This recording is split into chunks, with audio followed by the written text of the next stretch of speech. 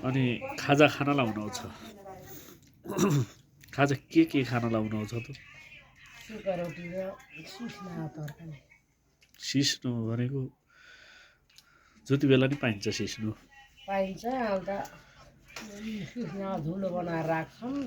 त्यसले सुकी खान्छन् अन्त के फाइदा गर्छ त्यसले यसले त धेरै कोलेस्ट्रल यिनी सुगर सबै जिनिसमा फाइदा गर्छ अरे बाबु अन्त धुलो बनाएर कहिले जे तरकारी पनि राखेर खान्छौँ कहिले त्यति पनि खान्छौँ सिस्नु खान्छौँ नानीहरू यसो ए हो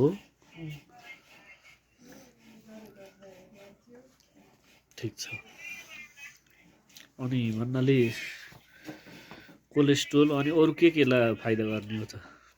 कोलेस्ट्रल सुगरलाई आउँछ एकदम फाइदा गर्छ अरे हामी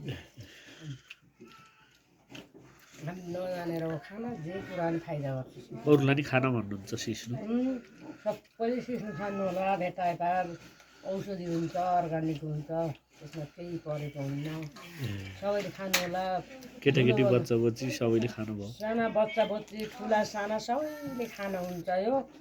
धेरै औषधि हो जसले खान नि मिल्छ भएसम्म खानु होला धुलो बनाएर राख्नु होला जे तरकारी ल्याएर राखेर पनि खानु होला यसले ठिक गर्छ